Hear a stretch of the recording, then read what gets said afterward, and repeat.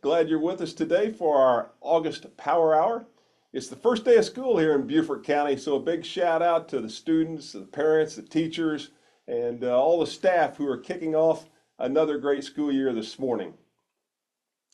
We also have another strong lineup of speakers for you today, and three very timely topics.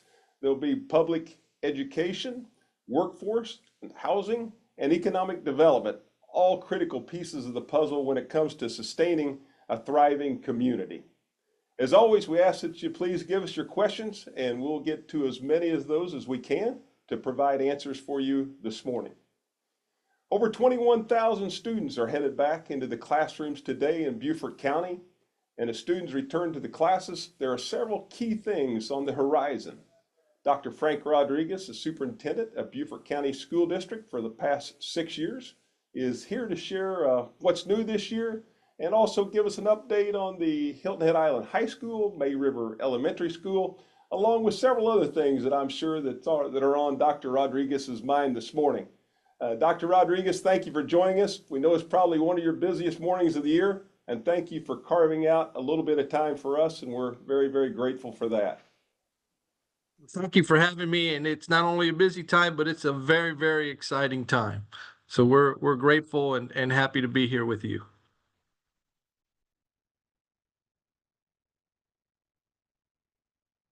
Today we're welcoming over 21,000 students back to our Beaufort County School District schools.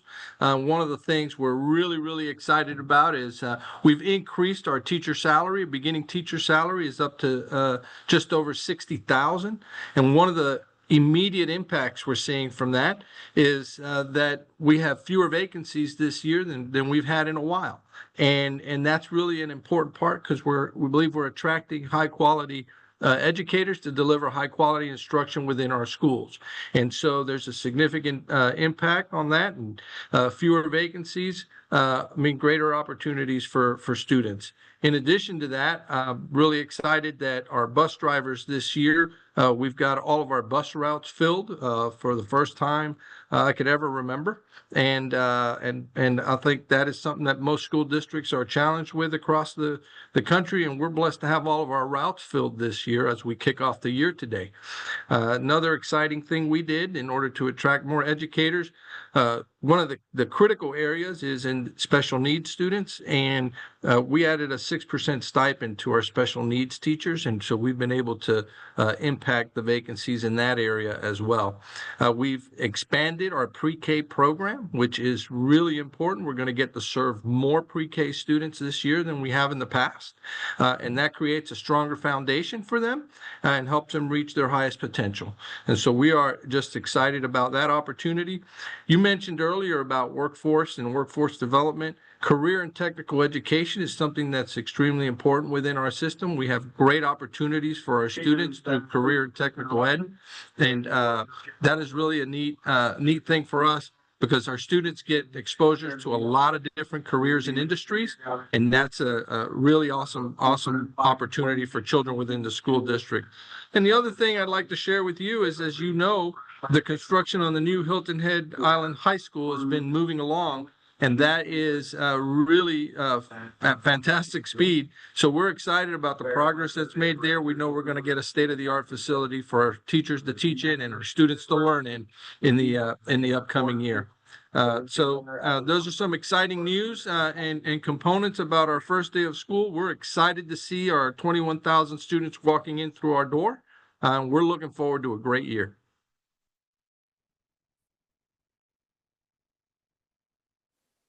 Thank you, Dr. Rodriguez. Great news on the hiring and retention, as well as the bus drivers. So congratulations on those numbers. How about talking about challenges you foresee for the coming school year? I mean, one of the things we have tremendous array of courses and coursework for students, high academic power courses, and that we're really proud to offer and our students excel at. I think in terms of challenges, it's just really making sure that all of our students are getting into those classes that they need. There's a high demand, and our students are filling those classes, which is great. I think the other challenge that exists on the forefront, we've been battling this after COVID, and we're moving the needle in the math area, and we had some success, I think, in the last school year. And so we want to continue to build on that, because that's proven nationwide to be the area that was impacted the greatest. And so we still have some challenges in that area, but we believe that we're making some really significant progress this past year, and we're looking forward to that as well. So our goal is to make sure that families in Beaufort County have great opportunity, and to make sure that the Beaufort County School District is their best choice. So we meet those challenges that we face head on, and we're excited about how we're handling those. Thank you. Few questions for you this morning. I know you've got a very, very busy morning, but if we can keep you for just a few more minutes. Yes, sir. First question is coming in from Marty, and Marty is asking, would it be your wish to have mandatory pre-K for all students, as some of the other states do? That's really a great question, and I think it would be wonderful if that would be done. There's a state statute here. Kindergarten's not compulsory in the state of South Carolina. Now, most students do attend kindergarten, but it's not compulsory. So I think compulsory kindergarten would be essential. But I also think that you're spot on, because the sooner we get them into a preschool program and we can begin to build those foundational skills, the better prepared they are as they matriculate and move through the different grade levels. So that would be great to see. Next question's coming from Aaron, and Aaron is asking, how has the new schedule you implemented last year working out? Well, it really has worked out well. One of our teachers are really great proponents of it, in the sense that it has evened out the semesters in first semester and second semester. We have an even number of days in both, because it was lopsided in the past. And so evening out the semesters allows first semester and the courses in first semester to have an equal amount of time, and they can cover greater material and greater depth. And so that has been a real asset. We think having those brief built-in breaks is going to be a good thing in October, and then in February, the couple of days built in there that I think is going to be really important. So far, we feel last year it worked out well, although a lot of it was unfortunately interrupted with weather. We do think that in the long run, this is going to pay off, and it's a good system. So we're looking forward to staying ahead and informing parents a couple of years in advance of the schedule, so they can properly plan their time with their families as well. All right, Jackson is our next question, and he's asking if the students have made up their test scores, if test scores have fully recovered from post-COVID.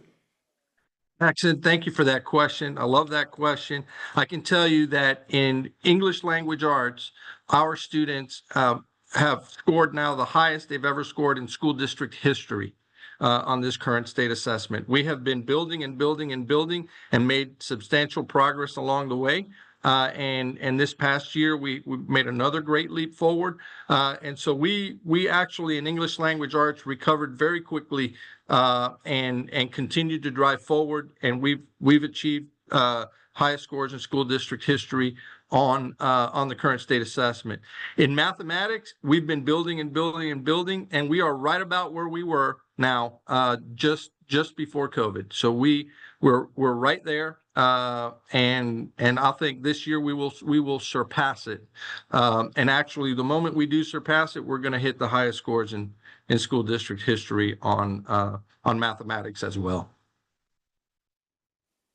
All right, thank you. And Robert is asking if you can give us an update on the construction at May River Elementary. Thank you for that question. So construction on May River Elementary is off and running. We have gotten the final approvals right at the end of last school year and into the beginning of summer to move forward. And so that has begun. And we're looking forward to a great facility there on that site.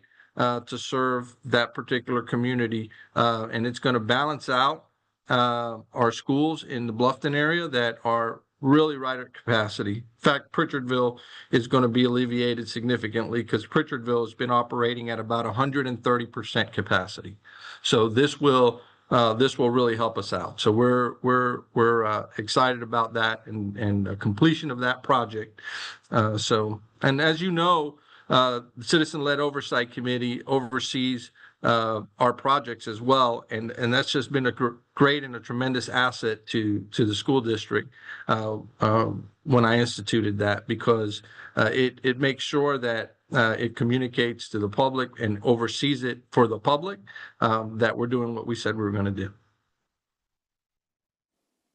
All right. Next question is coming from Liz, and Liz is asking what percentage of students are receiving free lunches? I don't have that percentage for this particular year, but I think you're asking about pupils in poverty. I don't have that yet because we'll see how that shakes out over the next week in terms of the number of students. But what I can tell you is that all of our students receive a free breakfast and a free lunch in the Beaufort County School District. We have a program through the federal government that provides for that. And so that's every one of our students receives that. Dr. Rodriguez, last question is coming from Ray. And Ray is asking if you anticipate a new bond referendum sometime in the near future and what it might look like. Well, what we like to do is make sure that we're in a good position in completing the projects that we promise the community each time. And so I've mentioned during my time here that successful school districts pass bond referendums about every 4 to 5 years. And so that helps them keep up with capital maintenance projects and capital maintenance needs. As you know, the 2023 bond referendum, we were able to have that bond referendum without raising the millage, the debt millage for our community. And so that's really a good place to be when you can do that. So we're still early in this 23 bond referendum, and we're making great progress on, in fact, last night we had a report from the Citizen-Led Oversight Committee that praised the school district and the manner in which we're concluding the 2019 referendum and the manner in which we've begun the 2023 referendum. So we will continue to manage that well. And as we approach the fourth or fifth year of the second bond referendum around 27 or 28, we're going to take a look at our needs and our facilities and see where we are and see what kind of work we can do. We've positioned ourselves to try to execute on that if possible without raising millage, and that would be ideal. If that was the case and we needed another bond referendum, that we would aim to do that in the same fashion. Dr. Rodriguez, congratulations on the report from the Oversight Committee last night. And once again, we thank you for being with us today. We thank you for your leadership, and we wish you another great school year. Thank you, Bill. This is an exciting day for us. We love the first day of school and welcoming students back into our school district, and we look forward to continuing the high academic programs that we offer the children here in Beaufort County. So thank you for having me and giving me a chance to tell our story. Your enthusiasm is contagious. Go get them today. Thank you. Thank you. All right. Dr. Frank Rodriguez, Superintendent of Beaufort County Schools. Next, we're joined by Ben Brown, Senior Advisor to the Town Manager of the Town of Hilton Head Island. And you've likely seen the recent news about the workforce housing efforts here on Hilton Head Island, including a new partnership with RBC that's helping to move that project forward. Ben's here to share what this means and what the latest step is, what we can expect when it comes to timing, affordability, and who maybe some of the residents will be, what types of workforce they might be in. Ben, thanks for being with us this morning, and we're looking forward to hearing all about the new project. Good morning, Bill. Thank you for the opportunity. Are you able to see my screen? I just shared it. Yes, we do. Thank you. Great. This is a great opportunity because about 2 years ago, I was able to provide an update on the North Point Workforce Housing Initiative. And a lot has happened over the last 2 years. 2 years ago, we were in the process of working closely with a finalist from our RFQ and RFP solicitation to bring in a partner that could help the town develop best-in-class workforce housing on the island. And the property is located less than a mile from the school district. But this is the North Point site. This is the property that the town purchased from the DOT back in the late 90s. The DOT purchased it when they were developing the Cross Island Parkway. But it was originally developed as a commercial subdivision. All the horizontal infrastructure was installed, but it never went vertical. But I mention that because it makes it an ideal site for redevelopment. And to share the project scope, we've been talking a lot about this, but this is 11 acres of town-owned property. As we know, it's located close to the schools. It's located close to Island Rec, to the Boys and Girls Club. It's also an energy efficient, sustainable neighborhood with high quality architecture and construction. Last time we were talking, I mentioned that it was going to be between about 150 and 170 rental units. But we took a deep dive into studying the site, and the capacity of the site is 157 units. And that's a combination of 1, 2, and 3 bedroom apartments. And it also is a combination of 1, 2, and 3-story buildings. So it's very nice neighborhood scale. It also includes 1 apartment for the dedicated on-site property manager. So there's a 2-bedroom apartment on site for the full-time property manager. And there are also amenities and programming that prioritize the well-being and quality of life of the residents.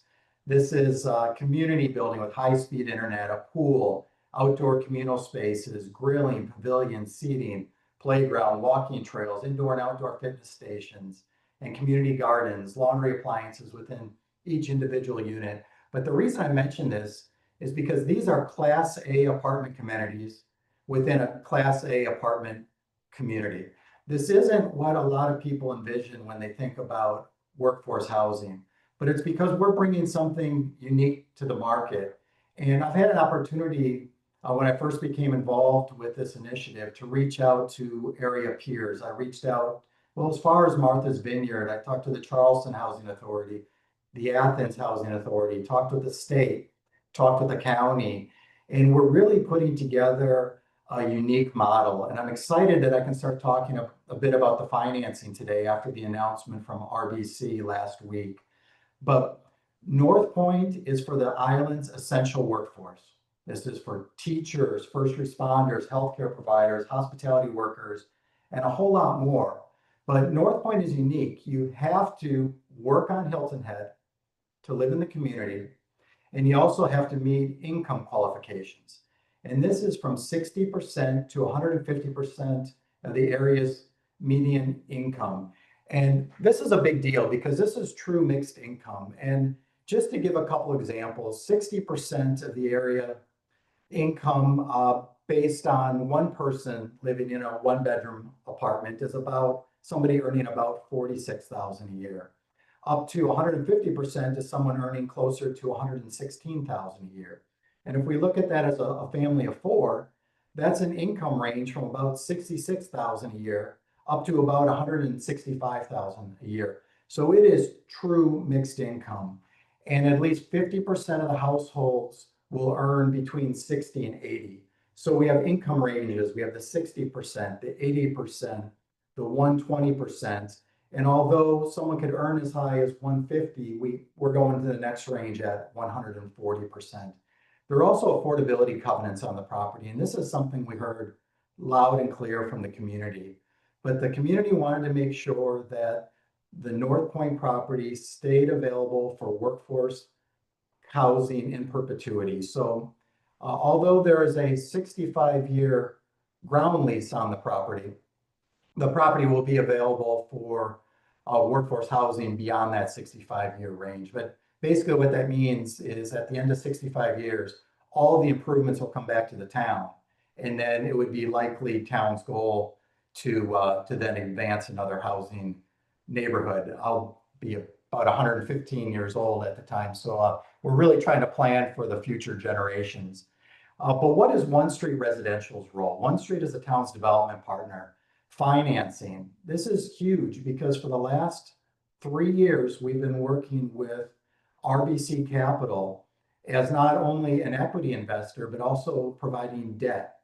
And this is allowing us to bring forward a best-in-class, high-quality workforce housing neighborhood that doesn't rely on any federal or state housing programs.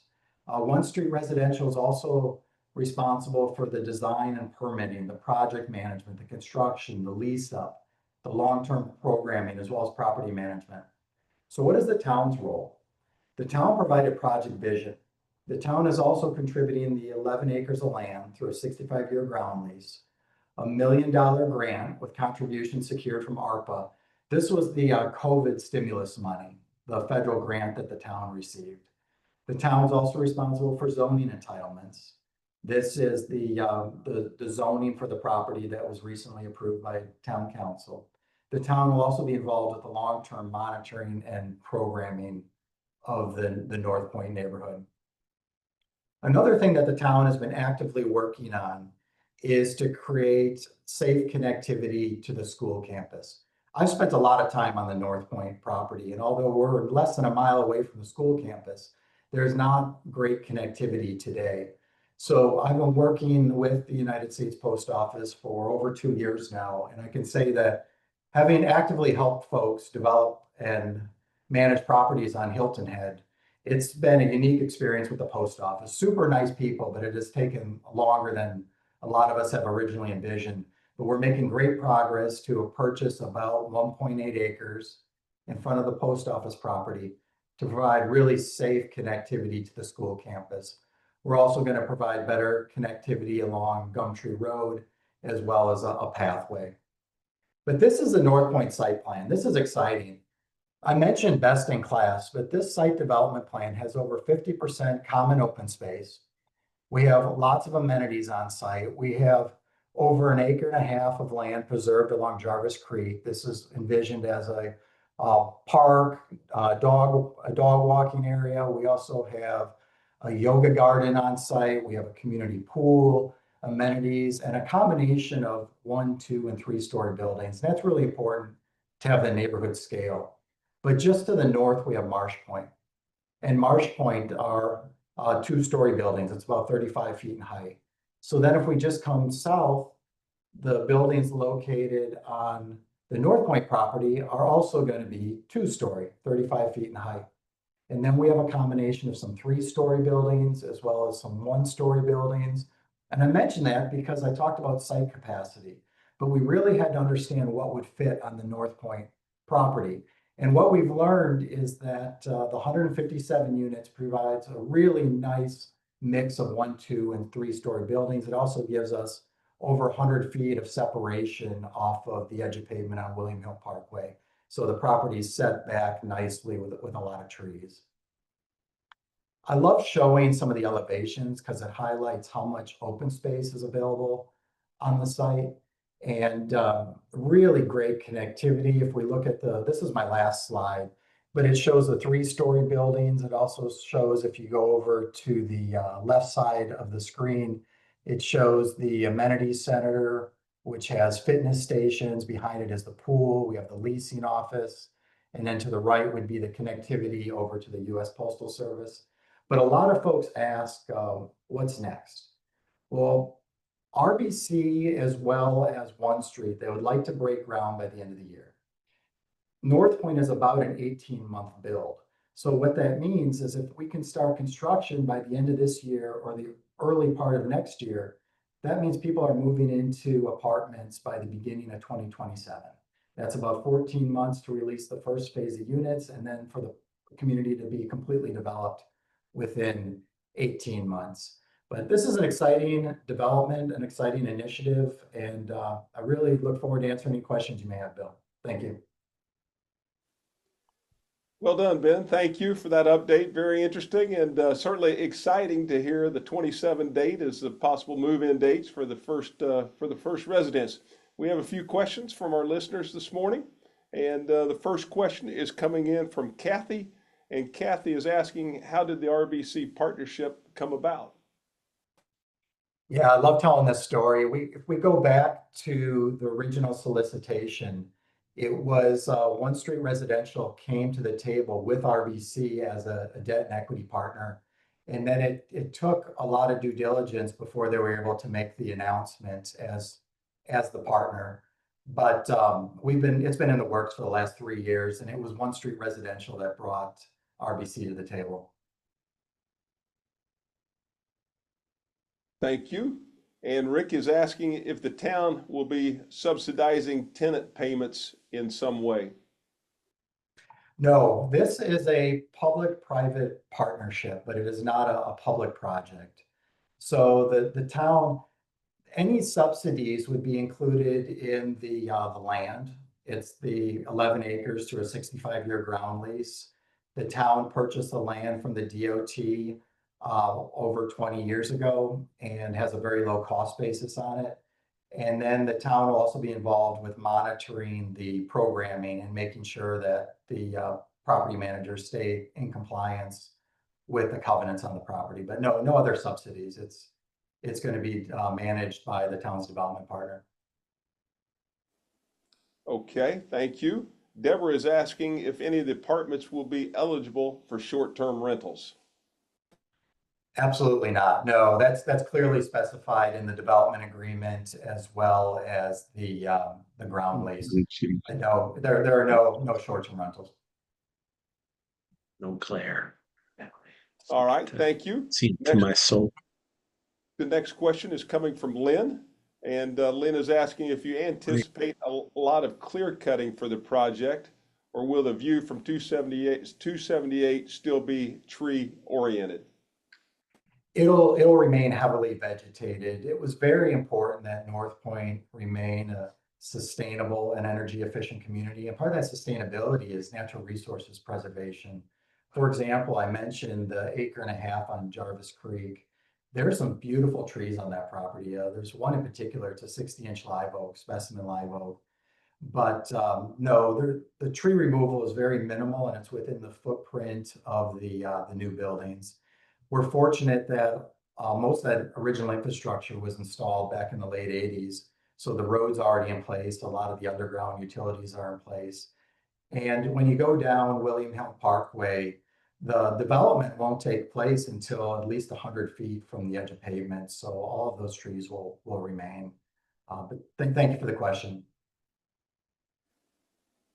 All right, Ben, the next question is coming from Laura. And Laura is asking if any of the apartments will be eligible. I'm sorry, I've asked that question. Laura is asking about if any of these apartments will be rent to own or pave way for home ownership. The one thing I've learned a lot being involved with workforce housing on Hilton Head over the last 3 years is there's no silver bullet, and there's a multifaceted approach to workforce housing. And we've talked about the Bryant Road property, the 7 acres that the town purchased off of Bryant Road in the Muddy Creek area, where North Point will be a rental community. Bryant Road will be a home ownership community. And I think about my wife and I, Suzanne, we started our careers on Hilton Head about 25 years ago. We have a lot of our friends also started our careers on Hilton Head. And at the time, we had a combined income of about $50,000 a year. We paid about $900 a month in rent, and we were able to save money. We bought our first house on the island, and then we bought our second house on the island where we've been for the last 20 years. It's becoming increasingly difficult for folks to move from renting to buying on Hilton Head when the cost of rent is so expensive. But that's why we have North Point with the mixed income, the 60% to 150% of the area median income, so that folks like many of us can start their careers on Hilton Head and then buy their first home, and then can hopefully progress in their career and buy their second home. But to me, North Point is more than just the Hilton Head's essential workforce. It's also housing the future leaders of Hilton Head Island, who can start to rent, then to purchase, and then can grow in their careers. But thanks for the question. Sam is saying congratulations and thank you for working on this project, just passing that along. Then the next question is coming from Roger, and Roger is asking for you to talk a little bit about the buffer or setback and what that plan is going to look like. There are buffers and setbacks throughout the site development plan. But I think when folks talk about the buffers and setbacks, and I think mostly they're thinking about from William Hilton Parkway. And from William Hilton Parkway, there will be about 100-foot setback and buffer from the edge of the road that will include trees. We will eventually meander a multi-purpose pathway through that area. But I think about the best example is if you think about the old Greystone Lock Apartments on Marshland Road, which are now called Summer House. But that's on the western side of Marshland Road. And if you're coming around that, there are a lot of trees, and those buildings are set back quite a bit, about 100 feet or so, a combination of 1, 2, and 3-story buildings. But that's a similar look as you're coming down William Hilton Parkway, as the development is set back from the edge of the right-of-way. Okay, a couple more questions. This one's coming in from April, and April is asking when the application process will begin. That's a question we receive a lot. Thank you, April. One Street Residential will lead this process, assuming we start construction by about January, which is very likely. That means that folks will be able to move into the first phase of the apartments within about 14 months. So One Street would start the lease up process probably in the summer of 2026, in anticipation of people moving into the apartments about 6 months after that. All right, Ben, we have one more question, and that's coming from Paul. And Paul is asking if you could talk a little bit about the eligibility requirements. Yes, and we tried to keep this as simple and straightforward as possible. And I mentioned that we're not relying on any state or federal housing programs, which is really a benefit because of working with RBC. We're able to craft our own requirements that also meet their funding requirements. But it's simple. You have to work on Hilton Head Island to live at North Point, and you have to earn between 60 and 150% of the area median income. And those eligibility requirements will be verified every year with lease renewal. So say, for example, somebody moves into North Point and they meet the qualifications and they lose their job after a few months. They would still have an opportunity to find another job on Hilton Head, but they would have to be employed on Hilton Head going into lease renewal. And say somebody out earns the community, which is really the goal, to eventually progress in your career. Once you get to the point where you out earn the community, there would be a graceful transition process over about a 6-month period where you would eventually have to move out of the North Point community to create an apartment for somebody else who is also qualified to live there. Ben, thank you so much. A very, very informative presentation today, and certainly timely. We appreciate the time and effort that you've spent on it personally, and we're looking forward to another update as we move down the road, a few months down the road. Thank you, Bill. I love it. And we go back 3 years ago. This was Town Council's vision, and it's really exciting to be able to bring it to fruition. So thank you. That was Ben Brown, Senior Advisor to the Town Manager for the town of Hilton Head Island. And now to close us out today, we're joined by John O'Toole, the Executive Director of the Beaufort County Economic Development Corporation. John and his team work diligently to attract and retain businesses across our region with a focus on job creation and infrastructure. John's here to weigh in on the latest. And John, we appreciate you joining us this morning. We're looking forward to hearing what's on your mind, what you have to share with us. Bill, it's great to be with you. I see we've got a big crowd, and I'll try to get through the material. It is very fortunate that we're sharing the program with Ben Brown and Dr. Rodriguez. The work that they're doing fits critically into the work that we're doing in economic development. I also want to take a second to thank the Chamber for being a great partner. I'll touch on a meeting I had with Trent Williamson and Tom Hens last week. Bill, I also would encourage people to read the blog you wrote on building for tomorrow, lessons in infrastructure from Hilton Head Island. I will say, as a leader, I take a lot of inspiration from your experience and the things you shared there. I'll try to get through my PowerPoint pretty quickly, but it is a critical time as this organization, the Economic Development Corporation, has been around for 8 years to refresh the folks on the program today and throughout the county on what we're doing. We still find with businesses that are locating here, our tagline, good for your business and good for your soul, resonates when we check back in with folks who've made the business decision to be in Beaufort County.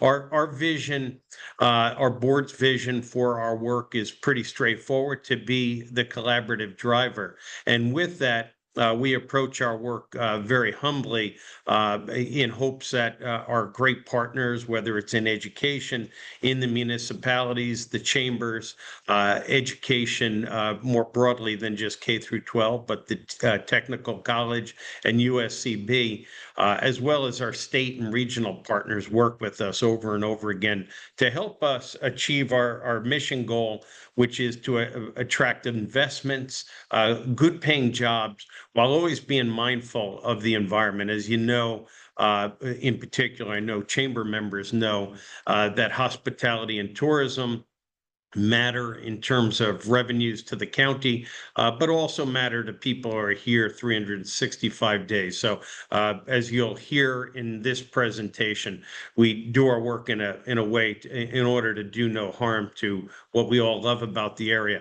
As we look at our cumulative results, we're looking, just updated these numbers yesterday, and in anticipation of this presentation, we've done 102 projects, and to date, our projects have not been opposed by any not in my backyard groups or environmental groups. So we like to think that our team, and we have a great team, thanks to the great work that the chamber did with Kelly Brunson as our senior project manager and Brian Warner as our economic development specialist. We have a great team, but we've been able to do the work, keeping our ear to the ground, meeting with communities. Last week, we were out meeting on St. Helena with some projects I'll talk about here. We've met with residents in Palmetto Hall and Port Royal Plantation, but we've been able to attract over 3,223 jobs, $849 million in investments, and while averaging close to $60,000 a year in compensation. With that said, it's great to share the program with Dr. Rodriguez and Ben Brown, but we do use this balance wheel that we've kind of created as our North Star, environment being number one, but a close second would be education. But all these other components fit into economic development, which we're charged with, but workforce skill development, workforce housing, and then transportation, getting people to their jobs, students to where they have to go, and goods to where they need to be in order to support our economy. So I believe the chambers weighed in policy-wise in a lot of these areas, and we appreciate your efforts. What is economic development? On that last slide, we show a lot of numbers. It's obviously attracting new business, taking care of the businesses that you have, but also making sure we remain a desirable place for people to live, work, and play. And it's not just about numbers. It's not just about business. It's about people. And at some point, we can tell you stories about people whose lives are transformed by the work we do. And that's what excites us about coming to work each day, is trying to make people's lives better. And you just heard the work that Ben Brown and the town council on Hilton Head's doing. In Bluffton, they're doing a lot of great work with workforce housing. But all of these efforts not only are the underpinnings of our economy, but they are mindful and thoughtful about the dignity and respect and the quality of everyone's life within the county. So yeah, on a granular basis, we attract companies. We support local business expansions. Brian Warner meets with 90 businesses a year to make sure that we're not only attracting the new company, but taking care of the companies that are out there. And let me just see, my pictures are covering the image here. But we coordinate with so many people that time and time again come back to work with us on projects from around the state and our regional partners. And then, I believe I've shared it with many, but a cautionary tale was a business came down from Charleston to invest here, and they invested $14 million. They said, "Oh, it's beautiful, and we love being in Beaufort. It reminds us of Charleston 30 years ago." So as we do it, we want to be mindful of the scale of projects that we're targeting to make sure they don't outpace the infrastructure. While Charleston is nice, I don't know that we want to become Charleston. I think we want to make sure that the pace of growth fits our infrastructure. With that said, we say we don't hunt for elephants, the BMWs and the Volvos and the large OEMs, but those 102 projects really have tucked in without changing the quality of life in Beaufort County. And so we're looking to the reason why governments and even our private sector investors invest in economic development, create more jobs, better wages, hopefully build a stronger tax base and a more diverse tax base, and ultimately, with the circulation of dollars, build a stronger local economy. Our targets remain all in very clean sectors: aerospace, back office, bio, cybersecurity, defense, green energy, headquarters, and we're making some progress on that front. Healthcare, significant progress there. Insurance, financial services, light manufacturing, and then supply chain to hospitality. So now what I'll do is I'll just give you a flyover of a few projects that we have been working on. This project, the Classic Motors site on William Hilton Parkway, we provided some background information that hopefully will lead to an announcement in the short term of additional healthcare investments on Hilton Head at a site that the town and Palmetto Electric, through its utility tax credits, have done a lot of great spade work to prepare that site. Next up, this is a project I call it my Willie Loman project. We have been talking about this project forever. Next Thursday, we're going to be before the airport board on Project Cloud, but this is a $23 million, nearly $24 million investment off of Summit Drive on the opposite side of the commercial side of the airport on Hilton Head.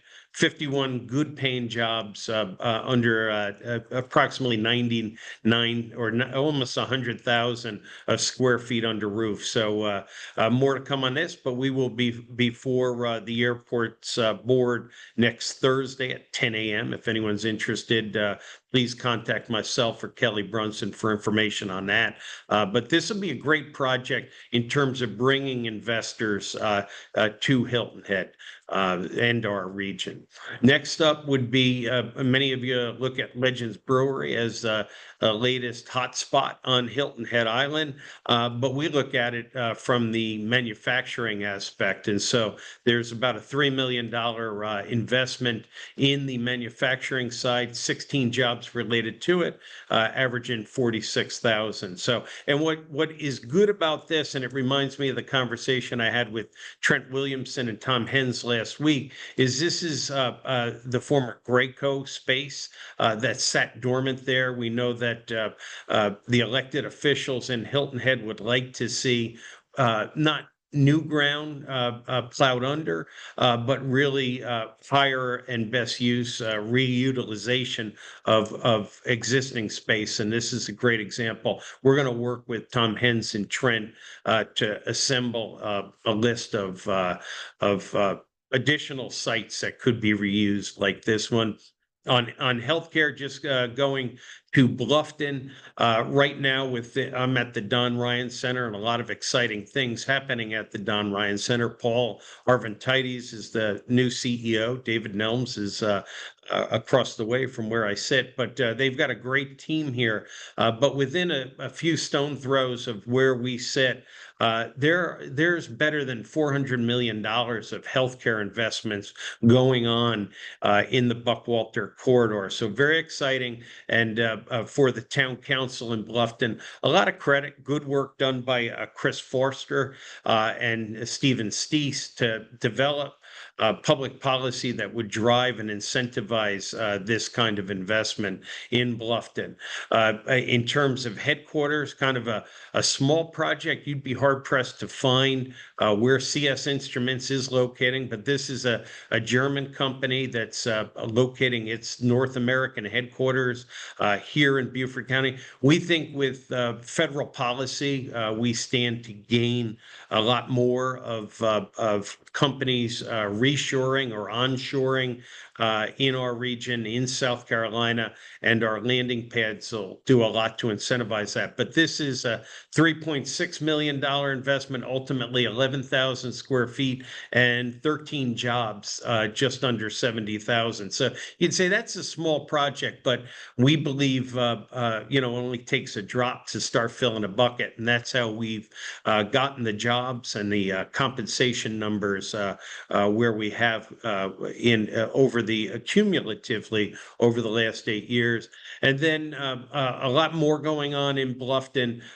The Don Ryan Center and the town of Bluffton saw the wisdom in developing additional space here along Buckwalter. They're working with Tim Dolnick to build an addition to the Don Ryan Center. It'll be called the Cove. It'll have more business incubation space here. It'll have landing pad space here, so companies coming from away can locate here. Just yesterday, we had a California-based aerospace company that's interested in leasing space in the Cove. So we're already seeing success with that. And in addition to the 14,000 square foot building that's being created for the use of the town of Bluffton, and one of the Blackwitty graduate companies, a young lady, Akila Aiken, is going to open a daycare space on the ground floor there, which is another important aspect of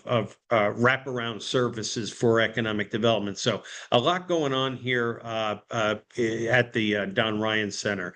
And then as I wrap up, and hopefully folks might have some questions that I could lend some clarity on, we're going to have a program on September 30th at Hampton Hall. And we just put the invitation out there yesterday. We'll probably change the arrangement of the room, but we said there would be 150 slots. And as of this morning, we had 93 registrants. So a lot of interest in this. We're going to have a panel in to talk about really South Carolina's success in economic development. So we have James Chavez from the Power Team. And by the way, the Power Team's a big investor in that landing pad here in Bluffton. But the Power Team's going to be with us, James Chavez. We have Sandy Steele, who was a local and regional economic development. Greg Robinson from Florence, South Carolina, grew up in, don't fail me now, Palmetto Dunes. And we're going to have Gillian Frazon, who is with the South Carolina Department of Commerce, just talking and being able to interact with leaders, policy leaders and elected officials, a conversation about what works in South Carolina and what we can learn from the success stories from around South Carolina. So if you saw that in your inbox yesterday and you're inclined to want to attend that, register quickly because it looks like it'll fill up quickly at the rate we're going. And with that, I'm coming up for air and would be happy to take questions. John, thank you for that comprehensive update. And I got your email yesterday. Certainly looks like an exciting group of speakers. And I think there are about 4 or 5 of us here from the chamber that will be RSVPing today. We're looking very forward to that event. That'd be Moving on great. to, moving on to a few questions now. The first one is coming in from Rick. And Rick is asking, in an effort to support growth, do you see a need to throttle back hospitality and tourism on the island to make room for such exciting growth? That's an interesting question. Hospitality and tourism is the best lead generator that we have. I think if you had a stock that was performing as well as hospitality and tourism or defense for Beaufort County in terms of policy, uh, uh, I think that you wouldn't give away a stock that performs as well as this. Now, granted, as policy folks, we have to balance that with what we love about the area. But I will say that within the Hilton Head Island Bluffton Chamber of Commerce, we have two investors that one is looking at making a $75 million investment in a 4-star hotel on Hilton Head, and we have another group looking at Washington Square here on Buckwalter that might be investing another $40 million. As we look at, and I live on Hilton Head, I drive around Hilton Head, I work here in Bluffton. You look at all the beauty that is around us, the way that the town of Hilton Head staff and the town of Bluffton maintain our area, provide services. That all costs money, so you have to have grand list growth. So I would just say we want to have smart growth, and hopefully for those of you who attend the prosperity event that we're going to have on September 30th, we can have a fuller discussion. I do think, and I always say that we need greater dialogue, more dialogue, so that people know what's coming and we can adjust to it. When we look at that airport project on Hilton Head, obviously that's going to attract people who have their own jets. But the policy for Hilton Head Council was greatly informed by communities we had in Palmetto Hall and Port Royal Plantation. So we have to have a lot of dialogue to make sure we don't miss the mark. But I think short answer is hospitality and tourism is a excellent performing stock, and I don't think you'd sell it. You'd keep it and invest in it. Thank you, John. Next question is coming from Kim. And Kim is asking, with the explosive growth of Hardeeville and Jasper County, how can we compete from a workforce perspective? Well, I think I noticed Harry Williams was on the call, Dan Woods on the call, Tammy Becker's on the call, and I forget if I'm forgetting somebody. I just looked at it quickly before I spoke. What each of the towns are doing address that. It's going to put more pressure on employers to treat employees well, to have good programs. But that area is going to do quite well. I think where we are today, and having heard Frank Rodriguez just speak, where we are with our school system is going to continue to make us desirable for young families. But we have to be mindful of that the Hyundai plant's opening just north of Savannah or west of Savannah. I'm a little geographically challenged when it comes to that, but there's all sorts of pressure. So employers have to respond to that. You can't put your head in the sand. We have to be mindful of what it's going to take to house, to inspire employees to want to work in our organization. So. All right, thank you for that. You mentioned Harry Williams, Mayor Williams. We're getting a question from James, and James asking if there will be any side effects, benefits from Bucky's locating in Jasper County? Obviously, people with engineering degrees are going to have to figure out what that will do to traffic at Exit 8. I'm sure that they're going to do a lot of studies on that.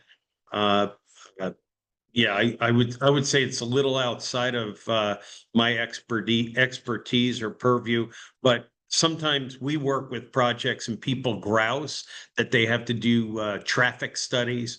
But as that project, I've only been to Bucky's once in my life up near Florence, South Carolina. Or Manning. But I would say that obviously they are a tremendous traffic generator. I occasionally go off island on Saturday and then try to get back on island on Saturday. It's challenging. So our traffic studies are going to have to be really good. Okay, Robert is asking, what are your top 3 target industries? I would say value added industries like CS Instruments coming to Bluffton, headquarter projects, manufacturing, service, and then even supply chain to hospitality. So if we see breweries or any kind of food processing across the county, I had an interesting couple of meetings, but we're looking at land county-wide, land-based fisheries and some agricultural projects for the north side of the county.